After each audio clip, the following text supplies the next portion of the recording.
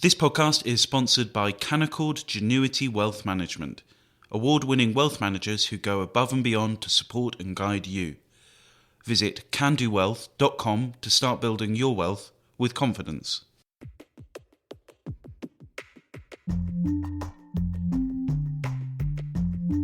Hello and welcome to The Edition. Each week we look at some of the most important and intriguing issues in the week's magazine with the writers behind them. I'm Lara Prendergast. This week, who are the new assetocracy and why is the Prime Minister bending over backwards to please them? Plus, why is our collective knowledge of Soviet atrocities so poor? And finally, why does London have so many American sweet shops? First up, in The Spectator's cover story this week, Fraser Nelson looks into the main reasons why Boris Johnson has planned to pay for social care with a national insurance tax increase. He says it's to keep property-owning voters happy.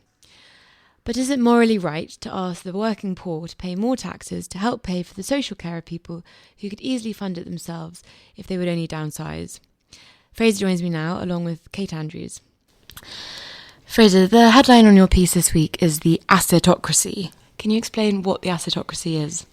Well, it's a word which, I sort of coined for this piece to describe not just people who own assets, but their dependents, their children, and their grandchildren. Over the last 20 years, you've seen a phenomenon where, people who aren't particularly wealthy, pensioners who bought in a decent area, have been absolutely amazed to find that a house bought for, say, £200,000 could be worth £1 million. So they're sitting with this kind of Jack and the Beanstalk style magic wealth, which has grown up in the back garden. Now, they have not become any richer. I've always been against taxing that wealth because those pensioners don't have any money. They didn't ask for the asset boom. But the family, all of a sudden, has got £800,000 of assets. Now, people will naturally sort of plan around that. So the children, often the grown-up children, will think, okay, we're going to inherit £800,000, and then the grandchildren will think of that as well. Now, these sums can be life-changing. They can change the way that you plan for the future. They can change how much you think you need to save for your pension. And you've got, so the sheer numbers involved are also, this isn't a small number of people. For the article, we did some research and we found that 1 in 4 pensioners in Britain is now a millionaire, if you define that by household wealth. A further 1 in 4 have got assets of £500,000. So that's the majority of pensioners in Britain have got houses worth, or assets worth at least £500,000. Now, if you add to that, that's 6 million people. Add to that, they've got average 2 children, that's an extra 12 million upon that. Add their children, the grandchildren, and you've got a huge kind of number of people in this country, perhaps even a third, who are in the slipstream of this massive asset bonus. Now, again, they didn't steal this from anybody, it doesn't make them bad people, this is simply the realpolitik. But if at any point, if somebody gets dementia and needs to go into a nursing home care, that can wipe out a lot of the costs. So this is a huge concern, not just for the person who's likely to get dementia, but for their descendants. And it's turned into a political force so strong that when Theresa May was bold enough to declare that she would ask those rich enough to pay for their care to do so, she pretty much lost her majority. Now the Tories think this part of the voters need to be basically protected with cash from the average taxpayer. And Boris did in fact make a firm pledge during the election campaign. Here's a clip. Read my lips, we will not be raising taxes on income or VAT or national insurance. On the contrary, what we are doing... For the lifetime of that government. For the lifetime of the Parliament. Kate, what do you make of the rise in national insurance to pay for social care?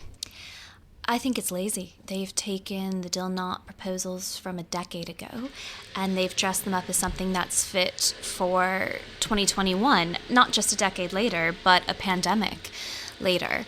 There does seem to be something deeply unethical about the idea that if somebody is unlucky and gets very sick with something like dementia, that they might have to sell their home when somebody else does not. But there's also something really unethical about the idea that taxpayers, many of whom will not have these assets, might be the ones asked to pay to protect those assets. There are countries that do this better. There are countries that have compulsory insurance to allow you to guard against or insure against having to sell your home. But we have an even tried to have that conversation. There has been no debate over the Tories breaking this manifesto pledge, over the Tories claiming that this is a sustainable system. It's simply not. The ratio of working age people to those over the age of 65 is becoming very concerning. It was around 4.5 in the 1970s. It's now around 3.3, I think, and it's estimated by 2050 to be more like 2 to 1. This isn't sustainable. It's ridiculous that the Prime Minister is selling it as such. It's lazy, and I really don't think it's going to solve the problem. Fraser, you speak to an MP who tells you that in every situation we seem to shaft the young in favour of the old. But is that not what the Tories always seem to do? Well, that's the caricature of the Tories, but in the Cameron years, it was untrue. What the Cameron reforms did was cut the tax on the low paid. People on the lowest incomes, their incomes went up the most.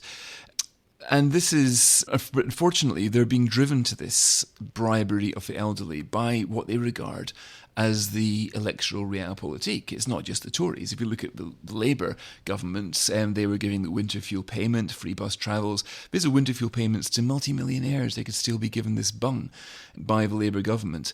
And so Cameron did this the treble lock in pensions. That was another bribe. I don't think that pensioners want to be bribed. I think what they want is a country in which their grandchildren have the same opportunities that they had. But when it comes to elections, Labour and the Tories will end up with these bribes thinking that they work. I would question the logic of that. But what this Tory was telling me is really interesting. I've spoken to so many Conservatives, especially the younger ones, when I was writing this piece. And they've got this despondent mood where they are deeply uncomfortable, even sick at what they're being asked to do. The notion of having to increase the tax on a care home worker and the minimum wage simply to protect the assets of the person she's caring for. There's something kind of so reverse Robin Hood, so kind of repugnant about that.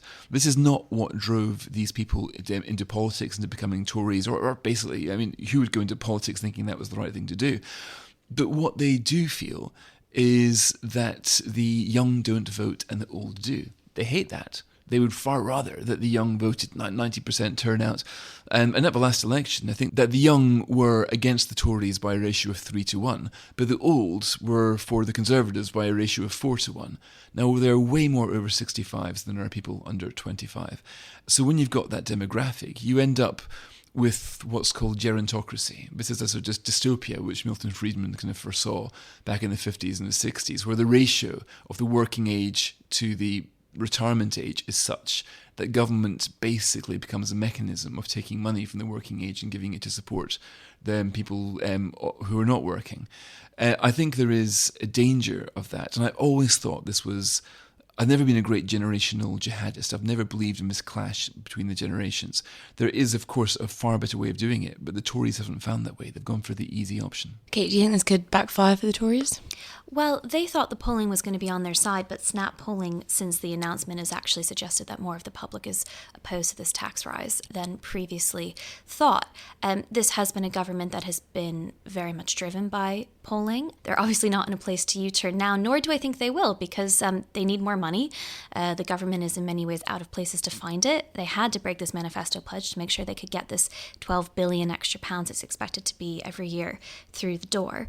But Boris Johnson is going to have a lot to answer for. As Fraser writes in his cover piece this week, it was a young Boris Johnson, I think in 2002, Fraser, who was vigorously campaigning against the Tony Blair, Gordon Brown efforts to hike national insurance. And now that he's in power, he's doing exactly what they did. And to be honest, he's gone a lot further with it, and he's barely allowed any discussion for it. Now, is this somebody who wrote about principles but isn't willing to act on them? Is this somebody who is still principled on the belief of lower taxes in a free society but just thinks they're not affordable right now? These are questions he's going to have to answer in the not too distant future. It almost doesn't matter if the election is in 2023, 2024. His own base is going to be asking these questions. Another big thing is what we get for it. Will the NHS increase to 110% capacity as promised? Will your elderly relatives get better access to treatment and better social care? I suspect from these plans, especially on social care, we're not going to see any of that. It's a huge challenge for the NHS, which struggled with waiting times long before the pandemic hit.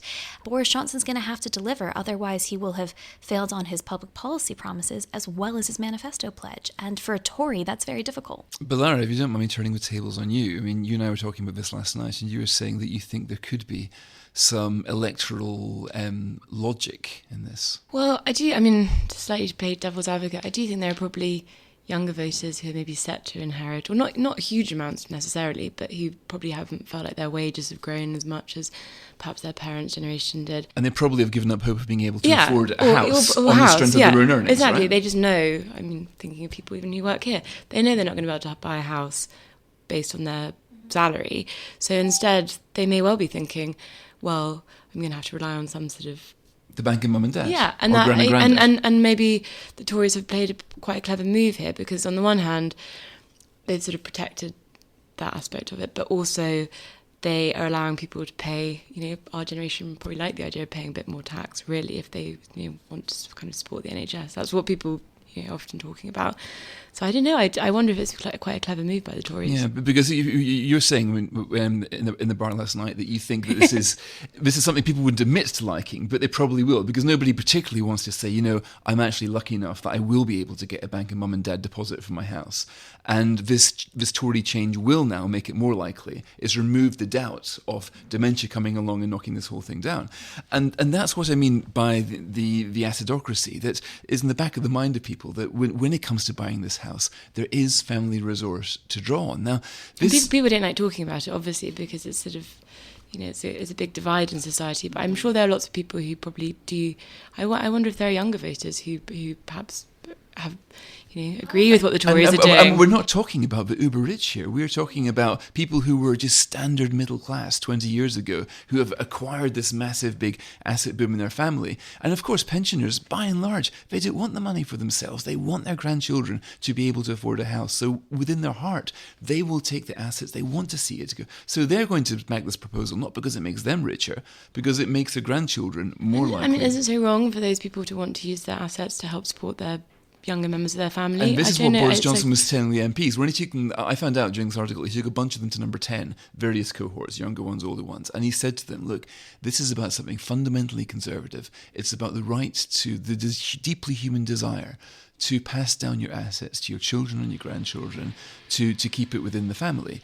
And he's particularly because that younger generation probably don't have any assets, and are not likely to acquire them. Exactly. Look at how much interest you get on your savings right now. It's a joke. I don't know how long it would take you, the average worker, to save for the pension. You've got the banks that will only give 4 times earnings for a salary. There are many people up and down the country who wouldn't be able to afford a house on 4 times earnings, or could only afford some terrible help to buy a house that's but this can afford. Not to sound like a broken record, this is why I go back to the word lazy. All of this is true, and there is something very odd about not being able to pass on your assets to your grandchildren. In fact, this idea that, it's the reason people are so opposed to 100% inheritance tax, the idea that all of the money really belongs to the state, not the individual, and you just play a game throughout your life and then hand it back. No, that's not how it works. These are your assets. You've, in many cases, worked hard for them, although to the point in Fraser's article, for some people it's just been a matter of luck, but it's not obvious you should have to sell them on. There has been no creative or dynamic thinking about ways that other countries do this, so you can ensure against that. But and Laura, I think you're right. I think a lot of people will quietly be applauding this, but what the Conservatives have not quietly done, what they've very openly done, is said, we are going to side with the people who have capital. And this was the image that they were trying to break away from throughout the Cameron years, really for decades now. Margaret Thatcher allowing people to buy their own home. This was such an important Tory point that you can aspire to more. And now it feels like Boris Johnson is saying, I understand that because of our horrible policies you can't, so I'm going to double down on them. And a lot of people will be happy, but for a lot of people out there, if you're earning roughly the average British salary, which is now roughly £30,000 a year, we're talking about hundreds extra pounds of tax a year. That's not going to your savings. It's not going to your buying a house fund. It's going to the government now. It's harder now for a lot of people to get on the housing ladder. Yeah, and this is the economic realpolitik, though. The Tories had a choice. Either you try to reform it, or you accept it and run with it, and thinking the only path to power in Britain now is to basically stand with those with capital. Now, there are so many... but they thought their power to, route to power was siding with the Red Wall voters, which they did, and they promised them things. Over Brexit, that was a one-trick pony. That when Brexit goes, they're going to struggle. And you notice there's quite a few Red Wall voters who did not vote for this proposal. It feels like they're slightly turning on them now, the Tories. Well, that I wouldn't read. I think it's still quite too early to say, and I think these, why I am so incensed about this is because I see a real problem in the distortion in the economy that the asset boom has created. I see real problems because eventually young people are going to get so fed up with a system where they cannot hope to earn themselves into the life that their parents and grandparents have, that they will vote for a far-left sort of Corbyn character to bring the whole show down. And why wouldn't they? Because the promise of popular capitalism will just seem like a bad joke to them right now. And this was Thatcher's insight, that you can't expect capitalism to be popular without people actually having some assets and having some capital. What the Tories ought to have done, in my view, is thinking, okay, care homes are a problem, but by the way, there's an unexpected boom in the form of assets, so let's come up with an insurance. If they're worried about care, let's come up with a way so they can spend, $8,000 buying an insurance policy that will cover their care costs if they get sick. You could do that without asking the minimum wage worker to bail out the rich. And there are lots of other ways of trying to adjust for this unfairness. And by the way, quantitative easing, I didn't mention that in the article, but QE is what makes asset booms in the first place. So the latest round of QE that we just got, because we won't tolerate recessions anymore to get us through the pandemic, that QE is bound to make this problem a lot worse. So anybody with assets, anybody with a house, can expect that house to go up in value quite a lot over the next few years, and they can expect the despair of young people without assets, without access to family resource to deepen, and you can expect the support for sort of far-left parties to grow. So the Tories, this might even work to get them through the next election if the economic boom if it follows the pandemic. But if things go wrong, if there's a crash, then I think the task of the next Labour leader should be a fairly easy one. Thank you, Fraser and Kate. Next up, James Bartholomew has a new project. He is interviewing and recording the stories of survivors of Soviet oppression and torture. In the magazine this week, he tells a few of these stories, but also asks why it is socially acceptable or even quite cool to declare yourself to be a communist. James joins me now to discuss his project, along with Konstantin Kissin, a Russian-born comic and host of the Trigonometry podcast, whose family had to deal firsthand with the trials of living under a Soviet regime. James, in this week's magazine, you write about why you're helping survivors from the gulags tell their stories. What made you want to start this project? I think the thing that made me want to start was a visit to the House of Terror in Budapest. That's a very powerful museum describing the horrors that took place both by the Nazis, the SS, in Budapest, followed by the communists who took over exactly the same building, again in Budapest. And I learnt about the tens of thousands of Hungarians who were deported to Siberia, many of whom died, and you had personal account after personal account of people saying, yes, I was tortured, I was underfed, the person next to me was beaten, some of them died, and it's, even I had a certain element of skepticism, but when you saw one video after another, any skepticism you had disappeared. You began to think, my God, this happened to real people. They really did get beaten. They really did starve to death. This is serious. And then when I came out, my girlfriend at the time, who's now my wife, she actually felt so ill there because it's pretty graphic and had to be helped out. And I came out thinking, my children, their friends, don't know anything about this, nothing at all. I mean, there are huge areas of gaps in my knowledge, but they hardly even have the beginnings of knowledge about it. They are not taught it at school, that millions of people died under communism, under many regimes. After over 20 regimes tried communism, and again it ended the same way. And they have no idea about it. And meanwhile, they are being tempted by the apparent appeal of communism. Everybody's equal. It's a sort of peaceful, happy society. That's the dream of it. But it's not how things have always turned out. And I just want them to have that understanding and knowledge of the history before they decide that it's a great idea. Konstantin, your grandfather spoke out against the Soviet government and had to come to Britain as a result. Can you tell us about his story? Well, I can tell you about his story, but it's probably less interesting than the story of his wife, my grandmother, his second wife, who was actually born in a gulag. She was born in this gulag because both her parents had been there as political prisoners, and her dad served 10 years, but because he was useful, he was a mine engineer, he was kept for another 3 years. As a useful person, however, he was quite fortunate in that he was spared some of the worst abuses, the starvation, the beatings, etc., because he was considered useful. But he saw many things which were passed down in the family. And in one of the camps that he was at, every morning 3 people would be picked out at random and drowned in the icy lake in front of the rest of the people at that camp, just to kind of keep everybody in check. And it's interesting that James talks about how not enough people know about it. Of course, it's Alexander Solzhenitsyn wrote the Gulag Archipelago a very long time ago, and the details of all of this stuff are almost he chronicles everything almost to a boring level of detail. Perhaps that's one of the reasons few people know quite enough about it. But if you speak to most people in the former Soviet Union, almost everybody would have had somebody who was, as we say in Russian, repressed in one way or another by the authorities, a member of the family. It's down my grandfather, who you mentioned, is down my father's side. Down my mother's side, I've got plenty of stories to tell as well. It was something that affected almost every family in one way or another, and it continues to have an impact on the consciousness of Russians even to this day, I would say. James, you start your piece with a story about this woman, Ivana, who you're interviewing, who experienced life in a communist gulag. How did you find her, and how are you going about finding people for your project? It is a matter of one person leads to another, and then another, and then another. I actually met her through a dance class with a Ukrainian woman, and I said what I was doing, and she said, "Oh, you should meet this person from the Ukrainian Association."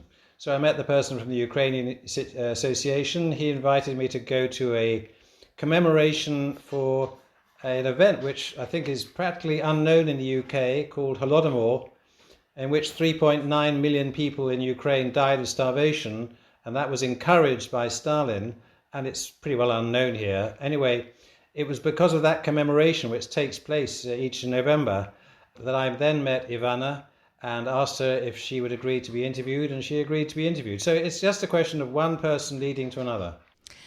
Constantine, one of the points that James makes in his piece is that it's almost fashionable nowadays for younger people to say that they are communist. What do you make of that as someone whose family have experienced the actual realities of communism? What I feel about it is probably unbroadcastable, so I'll just say it makes me want to slap them.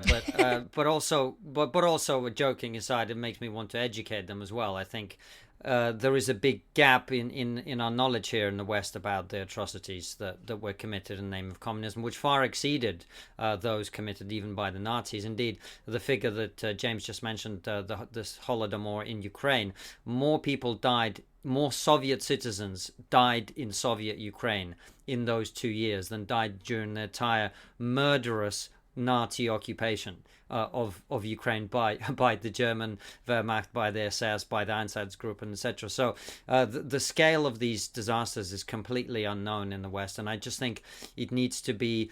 What we have to do is really remedy the culture of fear of criticizing the Soviets that existed after World War II and during World War II, because the reason all of these crimes are unknown to us is, of course, that we needed Stalin to win the war, and that is why all of this was concealed. Most people, of course, in the West have read, thankfully, Animal Farm, but very few people have read Orwell's preface to that book, in which he talks about how much difficulty he had getting it published, precisely because it was very inconvenient to the British authorities and to the West in general at that time to be seen to be criticizing the Soviets. And I'm writing my first book called An Immigrant's Love Letter to the West, in which I detail a lot of this stuff, and I hope that that and the work that James is doing and others will raise awareness of what this ideology actually means. And of course, James said that the Soviet Union failed to achieve equality. That's the one thing I think we'd probably disagree, and it was an incredibly equal place, and that everyone was equally poor and equally starving and equally struggling. And I think if more people understood that, if the people who talk about communism the most are people who've never been outside the UK, in my experience. Once you start to travel the world a little bit, you begin to see the shades of grey in these things. James, one of the things you point out in your piece is that a Polish journalist asked you, do you think there is a possibility that modern Britain would turn to communism? And you say that you don't expect it, but you want to reduce the chances. I mean, do you think that Britain could become a communist country? I do think it's unlikely, but I think that the complacency that my generation felt. I lived through the Cold War. I lived through the Cuban Missile Crisis, the Berlin Wall, and all that. So we all knew about that. People of my generation knew all about it. We didn't need to learn about it in school. And with the complacency we had at that time was, it's obvious that everybody knows that communism has failed. Everyone knows that the 20th century was almost a giant experiment in whether communism would work. And it was clearly demonstrated in this experiment that it does not. So we thought that was over. The game was over. History was over. And now we realize that actually the young people don't know. For them, the history never took place. And so that's why it's almost like I'm doing this as a kind of insurance. I'm hoping it's very unlikely, but I just want to be more confident, and also for generations to come. I'm not just thinking. I mean, whether you're thinking you want to create a museum, you're not just doing it to try and persuade a few people in a comment article. You're trying to do it so it will last generation after generation, so that it will become core knowledge of people in this country, just as their core knowledge is the Holocaust. Everybody should know as part of their basic education that this took place. Konstantin, just finally, for people in the UK who may not have relatives who've experienced a gulag, what would be your advice as to the best way to educate yourself about this? I recommend a very short story by Alexander Solzhenitsyn, who I mentioned earlier, called A Day in the Life of Ivan Denisovich. It's a beautiful short story. You can read it in a couple of hours. And essentially what it does is it takes you through one person's one day of living in that camp and the things that he had to do just to survive. And the odd thing about it, I remember reading it as a kid and it really shocked me, was by the end of the short story, you've forgotten that it was just a day because it is so long and so filled with humiliation and having to negotiate your way through this absolute horror. I recommend we'll starting with that, and then I think the Gulag Archipelago or that would be a bigger project. Like I say, it can be quite dense at the beginning, but start with A Day in the Life of Ivan Denisovich and see where you get to. James and Konstantin, thank you very much for joining.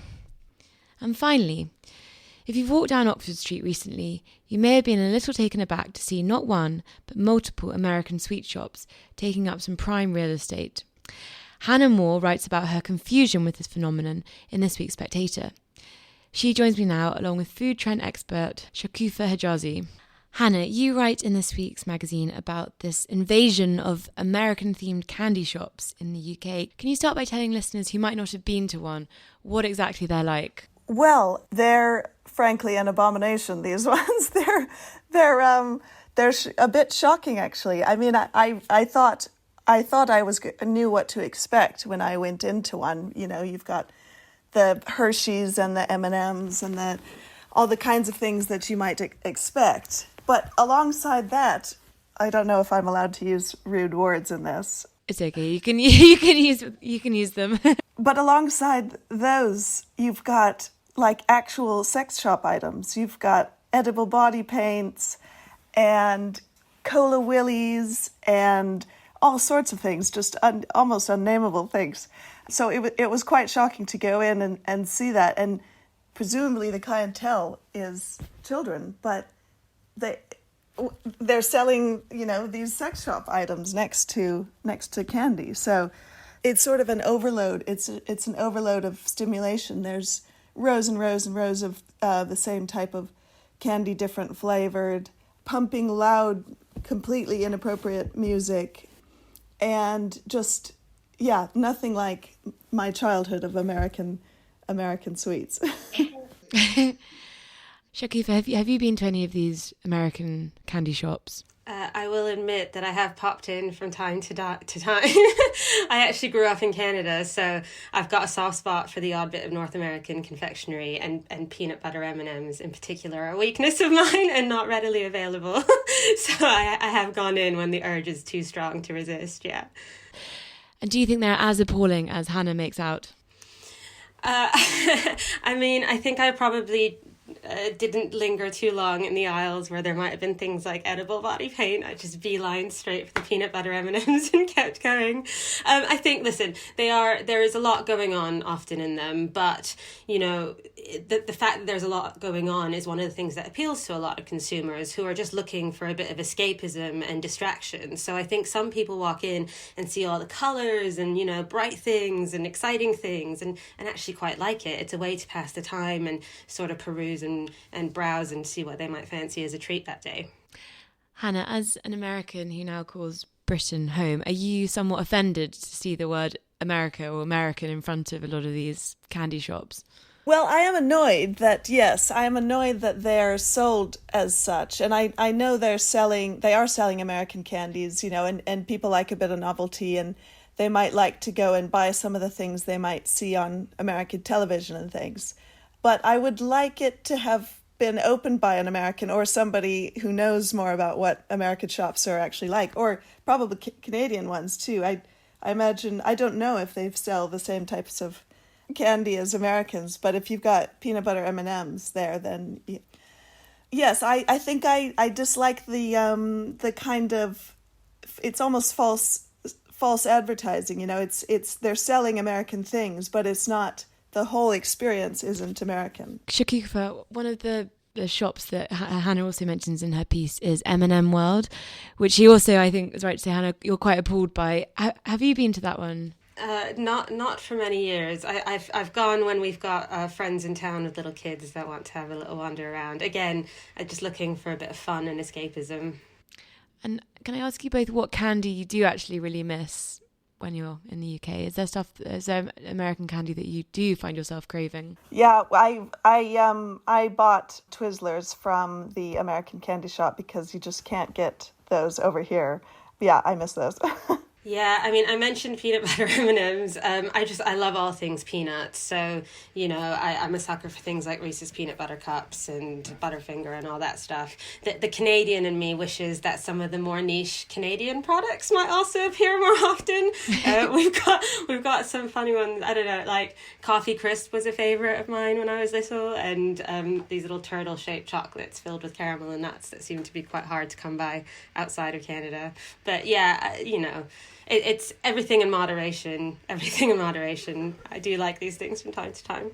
And just finally, Hannah, have you been to a traditional British sweet shop? And did you enjoy that, if so? Yes, I do. I do like, I'm not a sweet fan generally, but I do like them when they're geared towards children, you know, when they're tidy and they don't have pounding music and they're kind of neat, because it looks very neat and appealing. But yes, I must say there are certain sweets that you do better. For example, Cadbury chocolate is fantastic compared with Hershey's. So you've definitely got that going for you over here. Hannah and Shafuka, thank you for coming on. And that's it for the edition this week. If you've enjoyed what you heard and want to know more about the stories we've touched on, please do subscribe to the magazine for a more in-depth dive. And of course, do leave us a review and a star rating on whatever platform you're listening on. I'm Lara Prendergast, and I hope you have a lovely weekend.